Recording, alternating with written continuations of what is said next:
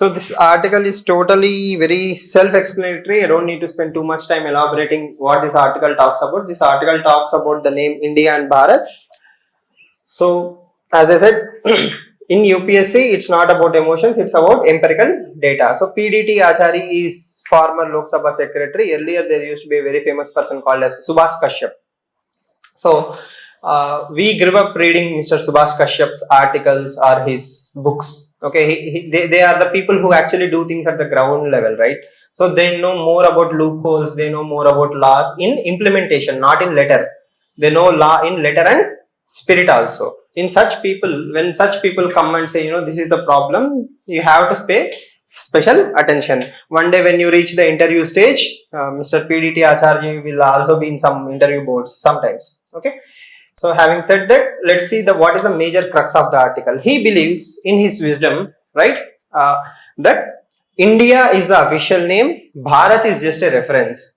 That India, that is Bharat. That is Bharat is just a term which is used to clarify that India is also Bharat. But legally speaking, he argues that India is the name of the country, and by changing the name of the country according to political considerations is not a good thing. So don't play with the name of the country is his major suggestion, and he cites a simple constitutional amendment is needed, and he is very clear to say government of the country, whoever is in power, have the right to do whatever they want to do.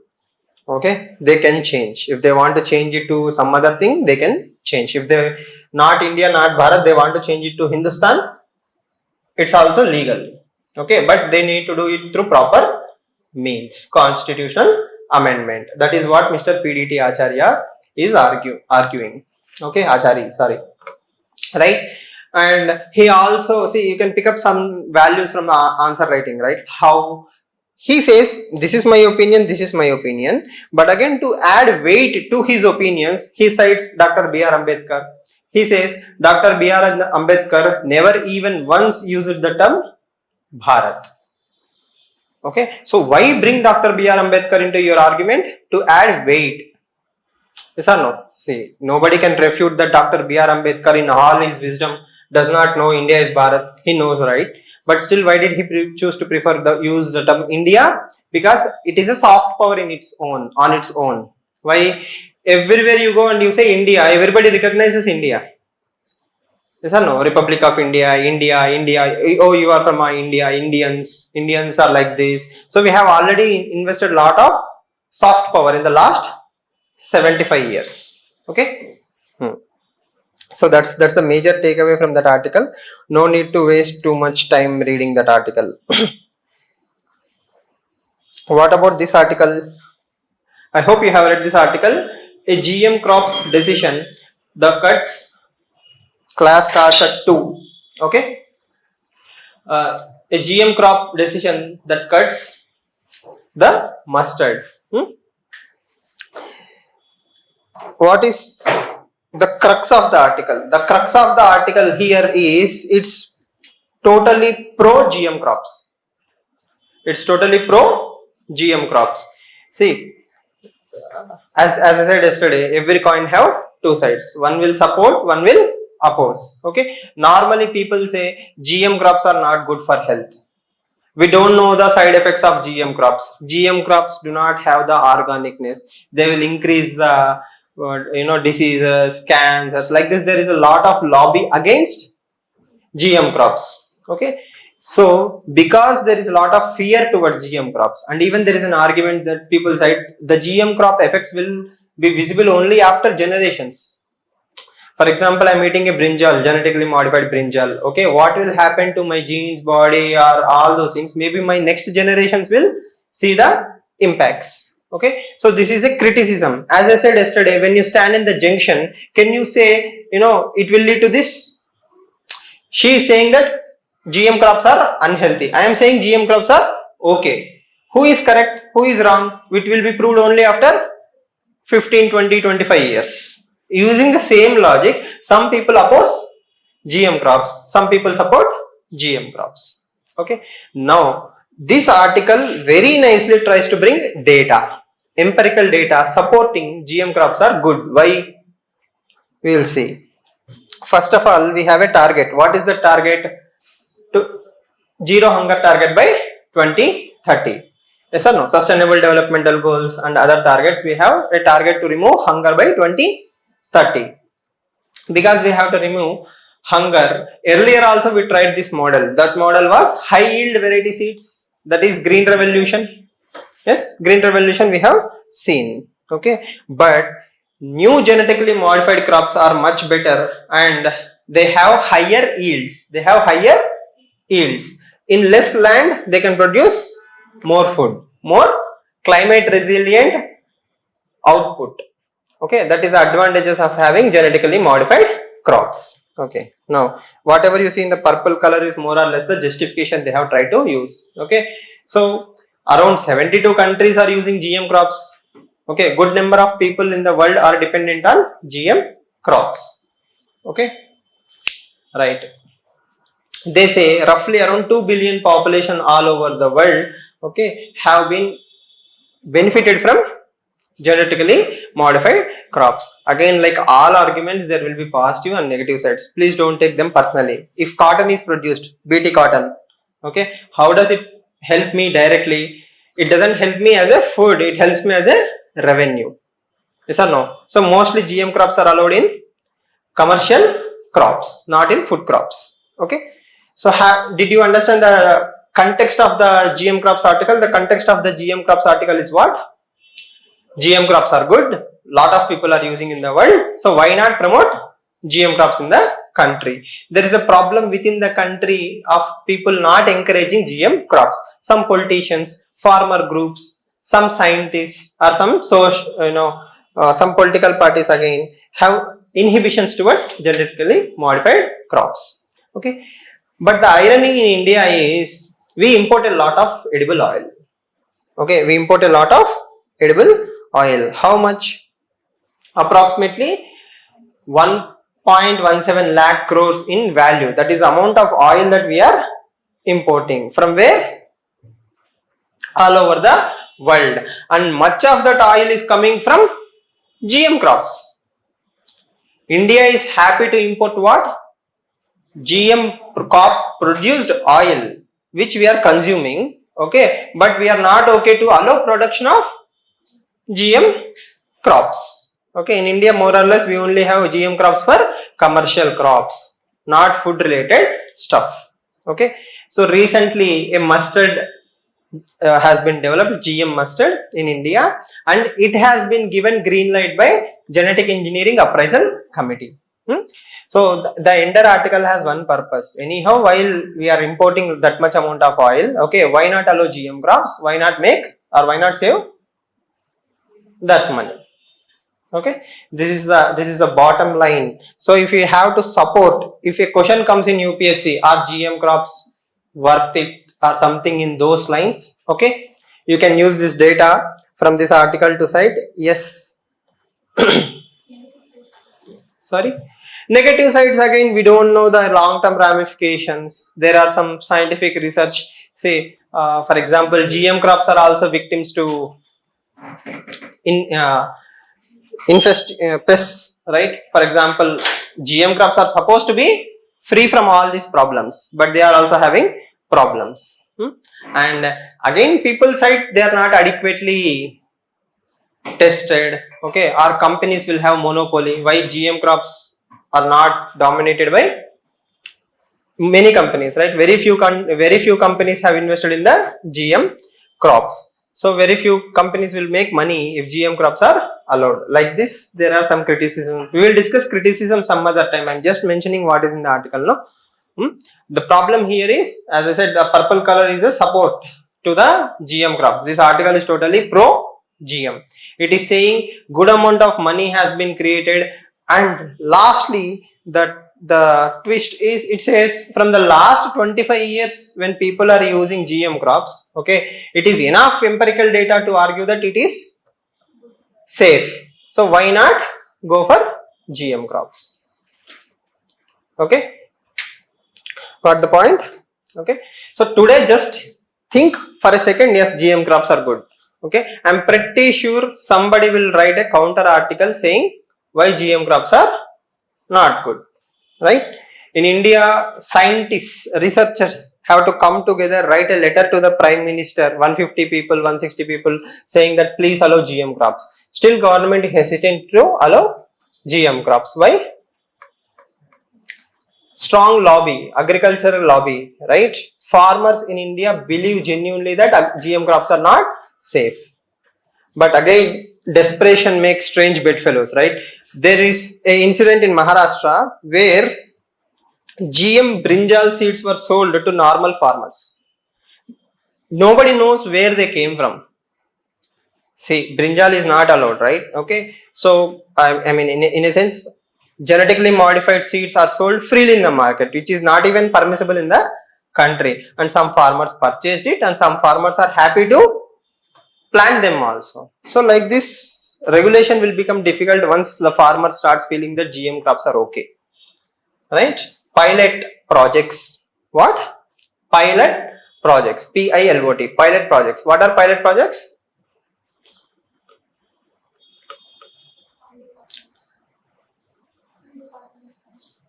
That is whole of society approach, whole of government approach. Pilot, PILOT. Pilot projects means first you have to test in one district, one village or one area and see whether it is working or not. If the farmers are happy there, it should be established or extended to other areas. Yes or no? You cannot directly give seeds to every farmer. You have to give it in a very, very controlled environment. In India, technically speaking, GM crops are allowed in pilot projects. Okay? Yeah. Enough of the discussion.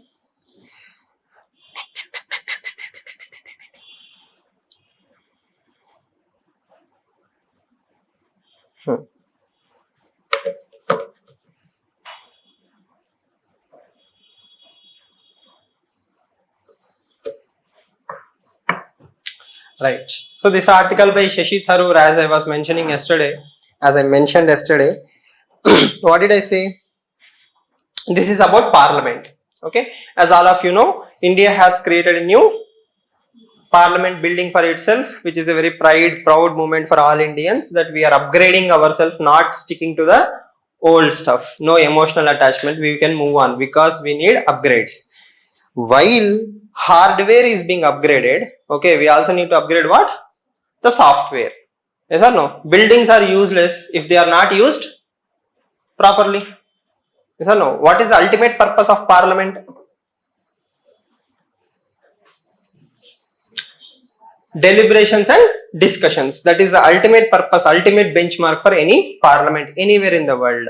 A parliament is only as good as its discussions, debates and dialogues. Discussion, debates and dialogues. When is the last time you have heard a speech which gave you goosebumps in the parliament?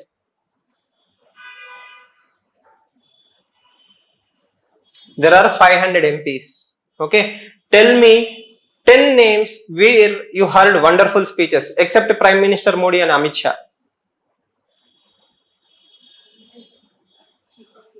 Telugudesam Srikakulam MP. Some Naidu. Acham Naidu. Ram Mohan Naidu, his son, Ram Naidu son. Okay. Arun Jaitley speeches. Okay. But Arun Jaitley, I think, passed away long ago. Mallikarjun Kharge. Okay. 10 names out of 500. Have you heard about Manoj Jha? Yes, he's a wonderful orator from Bihar, as far as I remember. In Hyderabad, soon there will be Manthan. Manthan is a wonderful dialogue and debates. If you are a serious UPS aspirant, you can watch Manthan videos on YouTube or you can attend the sessions. Manoj Jha, the parliamentarian, is also going to come and give some wonderful speeches. Again, not promoting Manthan, right? Just giving an idea. So the thing I am saying is, parliament should be famous for debates and discussions. Okay, we forgot the great tradition of Vad Samvad in this country. Yes or no? Indians are famous for arguments. That is why Amartya Sen has written an entire book called as Argumentative Indian. Argumentative Indian. We should speak. Yes or no? If you talk about religion, let's talk about religion. Adi Shankaracharya, what did he do? He traveled all over India defeating people through what? Through debates and dialogues. We always had this great tradition of debates and dialogues. Now, unfortunately, the debate and dialogue culture has been replaced with who shouts the louder, the loudest. Yes or no? More agitation, more hindrance, more disturbance. That is the benchmark of parliament. That is what Mr. Shashi Tharoor is trying to talk about. Okay, so parliamentarians should stop shouting, fighting and all these things, and then they should have more discussions and deliberations. Okay, even the very famous women's reservation bill hardly had 8 to 10 hours of discussion. It can have a lot more time, bringing in much enriching discussion. That is the ultimate purpose of democracy, especially parliament. Okay, now the thing is, criminals have been increased in the parliament. Once upon a time, if you see the parliament, lawyers used to dominate the parliament. Yes or no? Good number of percentage of people are from law. Okay, so they had beautiful oratory skills, discussions, deliberations and all these things. Now that has been totally replaced with PR management. If anything wonderful has to be said, either Rahul Gandhi or Mr. Prime Minister Modi will say. Everybody else will do this. Yes or no? That is also a colonial legacy according to Mr. Shashi Tharoor. We should start clapping. Yes or no? Yes, no whistles and all those things. And the darkest times of our parliament are what? Breaking mics, throwing slippers. Yes, and Mr. Lagadpat Rajgopal, world famous because of pepper spray. Yes or no? During this Andhra Telangana bifurcation, he is the person who Shashi Tharoor talks about pepper spray, right? So from there we have to move. How should we move towards that? He compares Indian parliament with the Britain parliament, and in Britain there are certain traditions. One of the most important traditions that he talks about is Prime Minister should have a dedicated time to speak. Okay, again this is not Congress, BJP or Aam Aadmi Party. Purely speaking, every Prime Minister of the country is answerable to the people. Unfortunately, after 2014, hardly Prime Minister Modi had stood up and took random questions. Think about it. Who is the person who takes all the crucial decisions? Prime Minister Modi. Okay. So randomly there should be a press meet, and any press reporter should, irrespective of your alliances, okay, he should be asking whom the questions? Prime Minister Modi. Some favorable questions will come, some disturbing questions will come. But as a leader, you should answer everybody. Okay. That culture is not being promoted. It has been replaced with Man Ki Baat. It has been replaced with Man Ki Baat. Unfortunately, in Man Ki Baat, I cannot counter question him. I cannot ask a random on the feet question to him. Okay. So Mr. Shashi Tharoor is saying, irrespective of PM Modi or some other Prime Minister tomorrow, every Prime Minister should be answerable to Parliament a bit more. Okay. We have to bring that tradition. Okay. So the purple color here. Prime Minister question time. See, you can literally write this point directly in your mains answer writing. What are the reforms that are needed in India? Prime Minister question time. What happens when Prime Minister question time is there? It brings, or it acts as checks and balance. If Prime Minister had the courage to announce demonetization, he should also have the courage to take questions. Yes or no? If credit is yours, liability is also yours. Yes? And if you don't have anything to hide, you don't have anything to worry. But the thing is, PR management has become more important than accountability and transparency, right? So this is one point that he makes. Okay, next.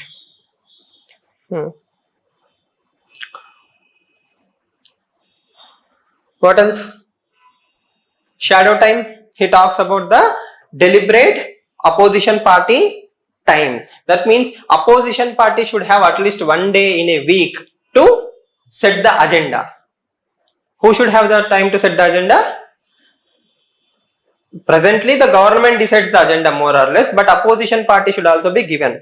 But indirectly, I will tell you what happens. A all-party meeting will be called. Okay, Rahul Gandhi, Congress, BJP, Aam Aadmi Party, everybody will be said, and they will informally say these things are going to be discussed. Are you okay? They will say no, yes. Something will happen informally, and the agenda will be set. But without that, if it is a formal mechanism that every Thursday or every as many days as the parliament session goes, winter session, monsoon session, every Thursday or Sunday, opposition party will decide what will be discussed. then there is no need for disruption. Okay, these are the changes. Okay, these are the changes at least that is expected from Indian Parliament. But there are many changes that need to be done. For example, a minimum time should be there for discussing the bills. There are certain bills in the India which have been passed in 7 or 8 minutes. Introduced, yes, passed. Okay, even if it is the most useless bill in the world, okay, let's discuss it for 1 hour. Okay, Parliament example, Parliament canteen gives food at a very subsidized rate, but almost all parliamentarians are crorepathies. Okay, let's say I want to change it. A bill has been introduced. Let's discuss it. Do you really need subsidy? Okay, I'm just saying example wise. Don't take it seriously. Okay, I'm just giving you example wise. Even that is the most useless bill in the world. It should be discussed. Okay, women's bill. It should be discussed thoroughly. Okay, every bill has to be discussed minimum amount of time. Okay, next we can make changes like parliamentary standing committees. Okay, there will be some separate committees. If a bill is introduced, for example, the 3 bills, IPC, has been changed, those bills will be sent to the standing committees. They will do all the research, they will talk to experts, they will collect the data. After they give the report, that report should be compulsorily discussed minimum 6 hours. Yes or no? Right now what is happening? Report will be given and it won't be discussed. They will pass their own bill. Report is just for eyewash. Okay, right? Next, every session should pass a certain number of bills. Say I forgot the number, but to run parliament every minute costs some lakhs of rupees. Okay, it is not a small affair. So many MPs has to come to Delhi. Everybody has to stay there, discuss, debate and pass the bills. It is a very responsible job. So parliament sessions are very limited. Monsoon session. How many parliament sessions are there? 2 or 3, 4. Winter session, summer session, rainy session, monsoon session. Then 2 or 3. Okay, whatever the number, tomorrow homework, find out. Okay, that many sessions will be there. Okay, it should be less than 5. Okay, sometimes special sessions can also be conducted. When you are conducting the sessions, you are coming, breaking the mics, shouting and going away. Who is working on behalf of me? No one. Okay, so what should you do? If it is a monsoon session, it should have a target. You should discuss minimum 100 hours. Okay, this number of bills should be passed, or this many hours should be discussed. Or if you fail to do so, you should give a report citing why you couldn't pass the bills. So all these things will make whom? Both opposition parties and governments more accountable and liable. Right now nothing is there, nobody cares. A bill is passed, it's passed. A bill is lapsed, it's lapsed. Fine, where were we? Yes, we are seriously bashing the Indian Parliament. So there is a wonderful article in PRS which clearly shows productivity of the Parliament is coming down year after year. Parliaments are not functioning properly, right? So as the saying goes, Yada Raja Tada Praja. Yes, Yada Praja Tada Raja also is equally valid. If people are sheep, happily sleeping, nobody is asking you questions, what will you do? You will also do whatever you want to do. Yes or no? So people should be more proactive. Only when the civil society is proactive, all these steps will be taken by the government. So that is a very passionate article written by Shashi Tharoor. Unfortunately or fortunately, he should also tell his own party members to implement the same things. Do you really think if tomorrow Congress comes into the power, they will allow BJP to do all these things? If they allow to do all these things, that is when the real democracy is visible. Yes, example wise, I will tell you how parliamentarians are how parliaments should be above moral courage, right? Because Yada Raja Tada Praja, by looking at them I will learn the morals. When BJP came into the power, okay, there was not a single party which had good number of seats. Quorum, minimum quorum is not there. So they simply said there is no leader of opposition. Okay, when there is no leader of opposition, there is no appointment of certain post. Then few years later, Supreme Court has to intervene and announce that, make somebody leader of opposition. That is when they announced somebody as leader of opposition. Okay, this is pettiness. I'm not saying this is BJP or Congress. I'm saying Parliament should not do all these things. Parliamentarians in the public place should always be above discussion. They should display that moral authority. Yes or no? But the moment you display pettiness, at least Parliament is bit decent, because some people like UPSC aspirants watch Lok Sabha TV, Rajya Sabha TV. If you go to state parliaments, the unparliamentary language that is used in state assemblies nowadays is, next level. Yes. So we are choosing whom? The literate illiterates. That is a problem. So we should not do such things. Right? All of you are experts in politics, so I don't want to spend too much time there. Yes. Okay. I hope you remember GS paper 3 mains questions. There was a science and tech artificial intelligence. How does artificial intelligence help in diagnosis? There was a question this year in mains. Okay. These are the articles that give hint to such kind of discussions. The first thing is you should know about NCDs. What are NCDs? Non-communicable diseases. Diseases which you cannot transfer to others, like hypertension, heart diseases, cholesterol, diabetes, etc. All these are called as non-communicable diseases, also called as lifestyle diseases, because of our sedentary lifestyles, or what? As I said, Wall-E movie. Have you seen that movie? Wall-E. Okay, if you see that movie, all the people will become very obese, unable to move. They even forget how to walk one day. So like this, Wall-E will show how human evolution can happen. Okay, because we are not moving physically very actively, we develop non-communicable diseases. Okay, because non-communicable diseases are very high in the country. Okay, diseases have to be diagnosed at a very early stage. Okay, and artificial intelligence can help you wonderfully there. Right? For example, think about it. If you wear a smartwatch and if your heartbeat is not proper, if your rhythm is not proper, and the watch will inform you saying that there is some problem with your heart. And few people's life is also saved because of the Google or WhatsApp, Apple or Google watches informing the users. BP levels, yes, sugar levels, all these things can be monitored using smartwatches. Smartwatches also use AI algorithms to understand the rhythms. Okay, next, there is some diseases like cancer and all those things. By looking at the photographs, AI has identified skin cancer. There is a report which says artificial intelligence can identify skin cancer much better than dermatologists. Okay, so all these things are already happening in the world. This is very few year old data. Now I am pretty sure they have advanced much higher. Yes, sometimes you will have these tumors, right, spearing up. Okay, even looking at CCTV cameras, they can identify and tell you that you have a cancer cell growing like this. So the potentiality of artificial intelligence to diagnose people and tell them their problems in a very early stage is much higher. So this article is saying, while India is doing wonderfully in G20 and other places, we should also do fantastically well in health sector, and we have to adapt artificial intelligence with all its might.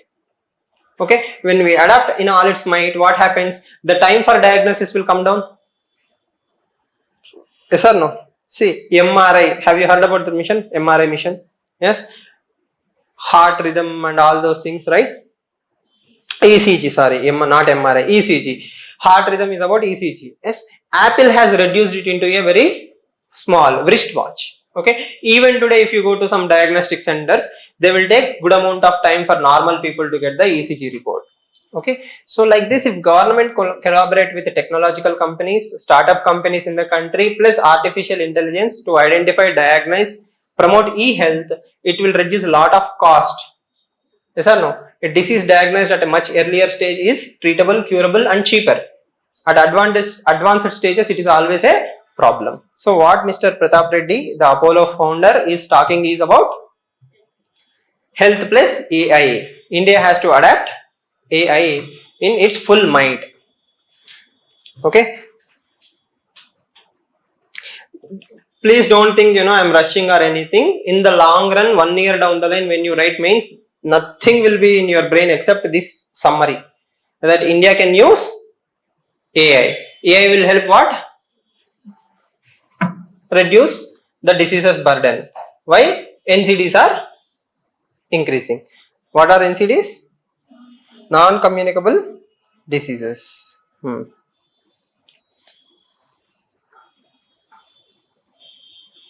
We'll come to those articles later. There is one more article.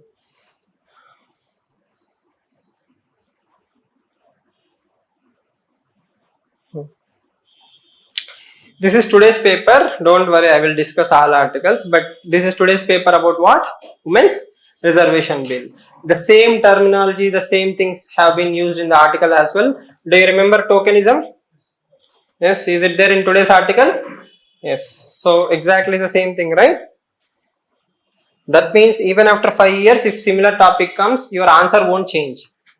That is the first thing you have to learn. No matter what you do in UPSC, templates are very, very important. Templates come from your stand. Stand comes from your understanding. What is your stand? As a district collector, okay, I am open to change. I am a risk taker. I am what?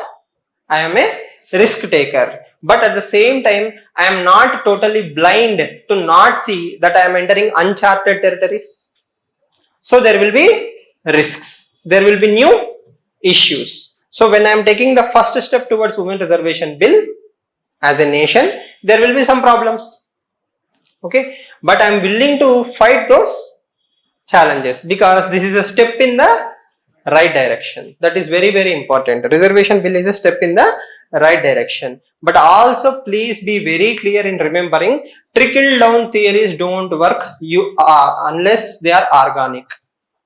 Trickle down theories don't work unless they are organic. What is trickle down theory? Yes, water drop. What happens to water? Water falls on your roof, then it starts flowing towards the ground, then it mixes in the drainage or something like that, right? So the concept is when money starts or anything starts flowing from the top, slowly it will reach the bottom. Okay, if parliament is making space for more women, assemblies will make space, assemblies then local to women empowerment. But in India we have a wonderful experiment where we have already empowered the local groups. Only we have to empower the medium and top sections. Okay, here don't misunderstand that we are only empowering the political. Yes or no? Just imagine a triangle. Okay, just imagine a triangle. The top is parliament, the middle line is assemblies, and the local self-government is at the bottom. The pyramid is very big at the bottom, very narrow at the top. But this pyramid is very minuscule or less than 1% of the entire women population in the country. Yes or no? But the positive spillover effects. What is the term? Positive spillover effects. What is positive spillover effect? By looking at all these people, women, MLAs, MPs, the change in the mind of the Indian men or Indian society. As other day I was discussing with Adnan sir, he said a wonderful line. He said, you know, women are the gatekeepers of patriarchy. Right? Women are the gatekeepers of patriarchy. That is a very famous quote by someone, I guess. Okay. The thing is, many women don't believe that they can break the glass ceilings. A child wants to do something in her life. Probably her own grandmother or uncle or aunt or own mother might stop, you know, you cannot do this. That is the stuff boys do. Why do you want to do this? Yes or no? So patriarchy is again promoted by whom? Women. Yes or no? So patriarchy is not about only men. Patriarchy is also promoted by women. But if a girl from a normal family will become an MLA one day, okay, then that might break the stereotype towards women empowerment, politics. So the positive spillover effects we cannot even measure. I hope you understand. So that is the summary of that article, more or less. Please remember that. Right? So don't just measure changes on the basis of immediate outcomes. Measure the changes on the basis of long-term positive spillover effects. At the same time, be ready for negative spillover effects also. What can be the negative spillover effects? The Sarpanchpati syndrome can now be visible in multiple places. Yes or no? Earlier it is only Sarpanchpati, now it is MLA plus MP. So as the Hindu article today says, we need around 182 MPs After implementation, there should be at least 181 female MPs in the entire parliament. Right now we have around 82. Okay, so the next 100 are going to come from nepotism or dynasty politics or genuine leadership. That is what will determine the fate of the women's reservation bill. Clear? Yes.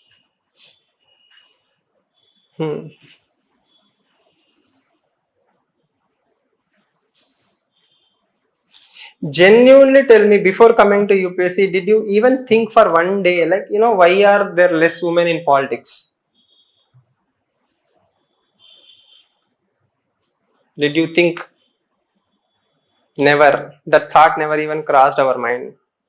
No? Anyone?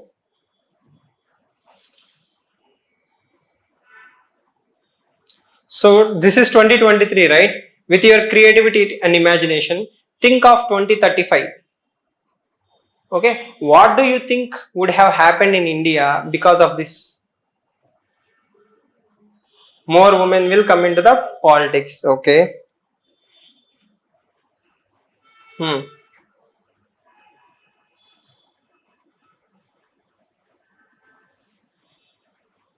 Think, develop that critical thinking. Do you think that would have changed women empowerment in any way? Yes, that is a hope.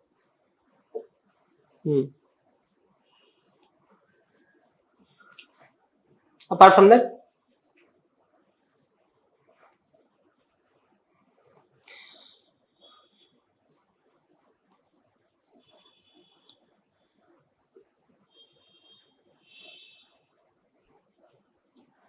see, normally South India is considered as little bit more developed in comparison to North India, whether finances wise or demographic dividend wise, development wise, human development index wise, and all those things. But if you look at the states, like this line, the Congress in Karnataka, the BRS in Telangana, and DMK in Tamil Nadu have the lowest women representation in state assemblies. Right? So we cannot purely say patriarchy is the reason why women are not there. Can we say so?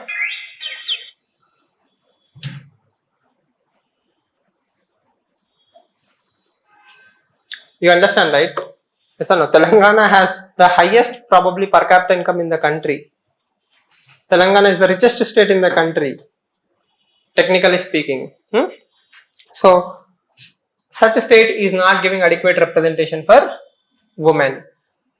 So grassroots level, as I have showed yesterday, it's not only social problem, it's a social, cultural, moral and ethical problem. Okay, as long as political parties consider winnability, survival, okay, money spending, all these things as criteria, even if women are there in politics, it will be more or less what? Tokenism. I hope you understand. So try to connect dots. A is in the editorial, B is in the this article, C is where? In your brain. So if you connect A and B, you will see new light. Yes or no? So when you read this line, you have to think, okay, 82 women are there in parliament. We need additionally how much? 100 more women. Okay. Who will be the 100? Somebody from probably rich family, affluent sections, political dynasties only, wife, brother, sister, daughter-in-law, niece, somebody from a politically related family. Yes or no? Even for men, it's not an exemption, right? Even men come from dynasty politics. That is what Prime Minister says. But his own political party also nicely encourages dynasty politics. There are n number of people in BJP also who come from politically related families. So no political party is immune from choosing a career which they know, and it's not a wrong thing. Yes or no? Heroes' sons will become heroes. Yes or no? At least they try to. So that is a point. The point I'm trying to make here is, if real empowerment has to happen, who has to do that change? some visionary leader. Yes or no? It has to come from a visionary leader.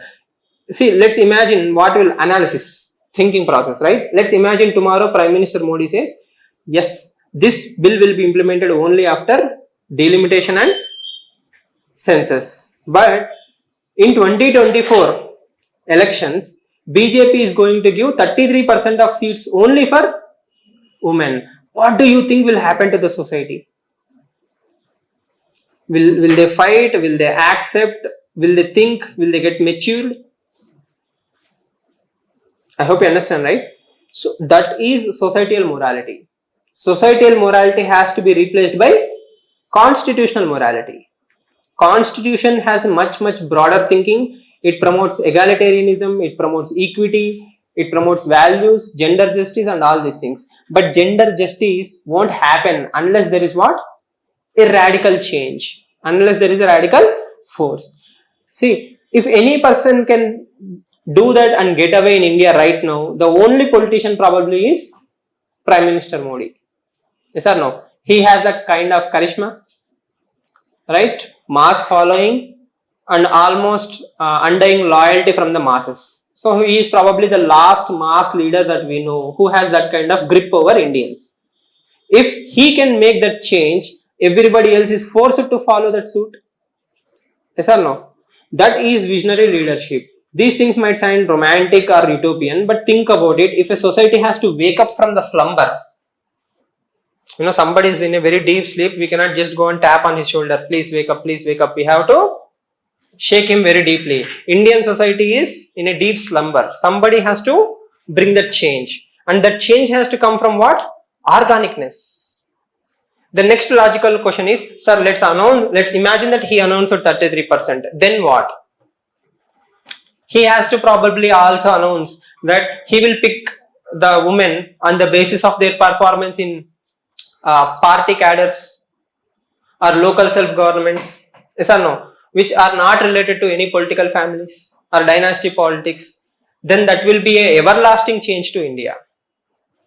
Yes, these I am not being romantic here. I'm just being very simple, trying to say these things take courage. That is why these things don't happen. The last prime minister with such kind of brute force majority was Rajiv Gandhi. Yes or no? Around 400 MPs were in the Congress party back then. After that, it took 30 years for India to have a prime minister from a single party without depending on coalition politics. Yes or no? Prime Minister Manmohan Singh would not even dare to do such things. Why? He is dependent on his coalition partners. Yes or no? Once upon a time, he was asked, sir, why is there so much corruption in your government? He simply said, coalition dharma. He didn't have any answer. He simply said, if I do anything to about the corruption, my support will be withdrawn and the government will collapse. To keep the government in power is more important than corruption. That is why 2G scam and all these things happened. I hope you understand. So today India have that strong political leadership, but still we don't have the courage because society is a much deeper topic to understand. Okay, please remember all these things. Don't think that a women's reservation bill is only about numbers 33%, 15. What is the name percentage? Society. The questions will come in GS paper 1 society. What do you think are the implications of women's reservations bill in the life of a working woman? Yes or no? Or a ordinary woman? How will it change the life of a ordinary woman? That is when you will start scratching your brain and start thinking, that is MP, this is ordinary woman. How will it affect them? Can you think? You have to think and develop that perspective. Got it?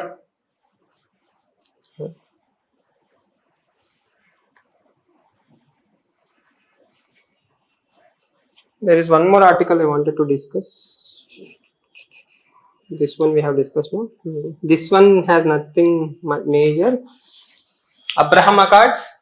I hope you know what are Abraham Accords. No? Okay.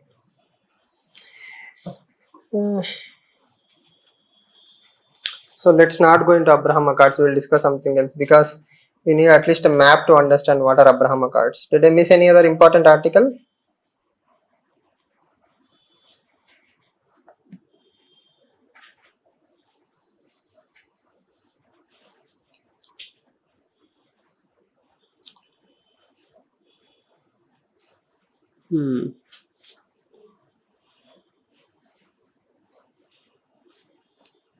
I think all major editorials have been discussed, right?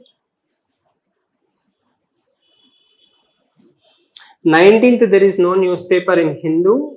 You have to read Indian Express. Yeah. There is one article about Iran-US relations and UN sanctions and all those things, but simply put, it's like a quid pro quo. Some US people were in Iran, and Iran had some money blocked.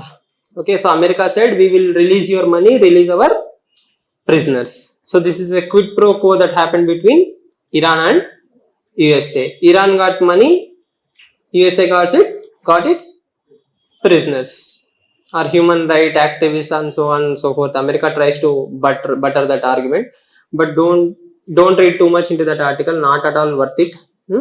But the thing that Hindu is trying to tell you is, America should have some moral compass. America should have some moral sense. When it suits America, it talks to Iran. When it doesn't talk to Iran properly. That should not be the stand. America should say what are bad things. Good things should be good things. If Iran is killing its own people in the name of religious intolerance and all these things, that is a violation of human rights. America should come down on Iran very heavily. Yes or no? So that is not happening in the world as of now. Okay. And we are bored with G20. It's old, right? But there is one small value addition person from this article. It talks about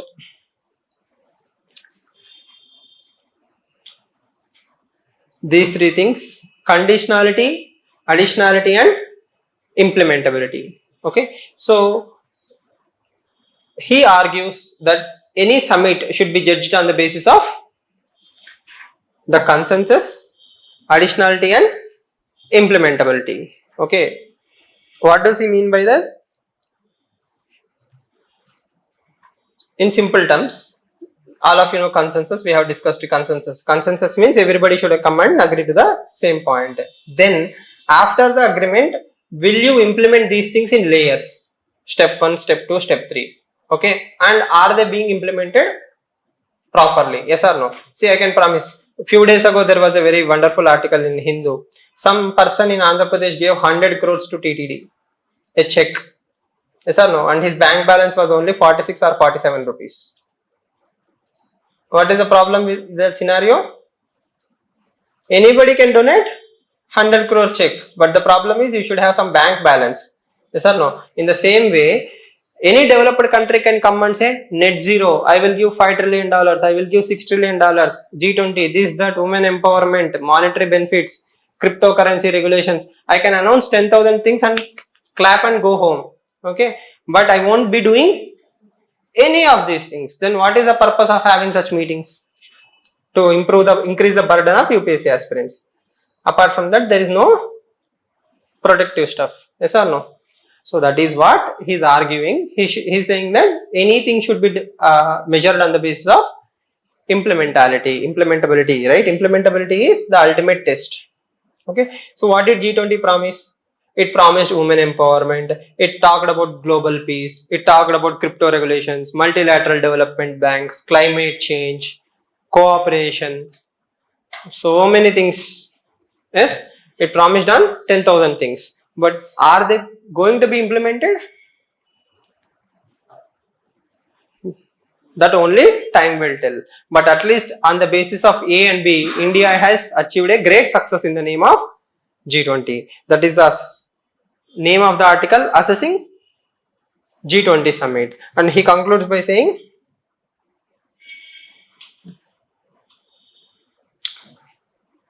meanwhile, there should be no hesitation in recognizing the summit has been a major political and diplomatic success. Just before that, he threw a stone. What is that stone? Read. He says, implementation of the decisions will be accorded as an answer only in the medium term. Yes or no? Whatever I promised in 2023, in 2024, 25, 26, the results will come out. See, for example, they talk about sustainable developmental goals. As I told in the classes also, only 12% of the sustainable developmental goals have been reached. So to push the SDG, G20 talked about pumping lot of money. Yes or no? So from 2023 to 2030, they have to complete all the sustainable developmental goals. When will I know how much you have achieved? Only in 2025, 26. Today is 23. So the G20 success or failure will be decided in 2026 minimum. I hope you understand. So that is the summary of that article. Okay. I hope you are able to understand or see newspapers in the same perspective that I see, or at least gain some clarity. Do not waste too much time. Only take the takeaways and keywords. Takeaways and keywords. See, if you make notes on Khalistan issue, what will happen? In my humble opinion, it is an utter waste of time. Why? 6 months down the line, lot of things can change. If India and Canada starts restoring their relations, what will happen to your notes? You will throw them in Raddi. Is or no? It's as useless as a user tissue paper. Is or no? Simply put, focus on the evergreenness of the article and its usability in UPSC. This is a template. Tomorrow some other meeting will happen. What will you write in your mains answer? Any Paris Agreement, Kyoto Protocol, G20, UN Summit, all these things should be measured on what? Implementability, not on the outcomes. Yes or no? Anybody can say 2 degrees have to be achieved, but how many countries have worked to achieve 2 degrees? That is what should be measured. Okay. Do you remember stock take report? Stock take report. Few days ago in Hindu there was an article, stock take report, explain section. That is about climate change, 1.5 degree, 2 degree, stock take, how much carbon is released, we have to measure. No? I hope you are developing templates in your minds, right? So next time when you see a mains answer, if somebody says this summit is a success, this outcome is a success, how will you measure that outcome? On the basis of implementations or achievability. Clear? So that is how you develop your thought process. Okay. So I know it's little bit random, haphazard, but the thing is we are trying to streamline everything in the flow because you are a beginner. I unless I show you a map of West Africa and West Asia and North Africa, I cannot discuss that Israel article properly. For that, I need to show you the entire Israel map. Then what are the countries surrounding it? What is Abraham Accord? How the article talks about interoperability, inter-country travel and all these things. How it promotes relationship. We have to discuss it in depth. Okay. That is why I'm not discussing some articles. Not that any other reason. Okay. Yes. Do you have any questions? I hope you are learning something new from newspaper, from the classes, at least perspective. I won't say points. You should develop what? Perspective. How to see an article, why to see an article, and above all, how to use those articles. Using that article is the ultimate test. Yes? Yeah. Any questions? Please let me know. If you don't have any questions, I will end the session.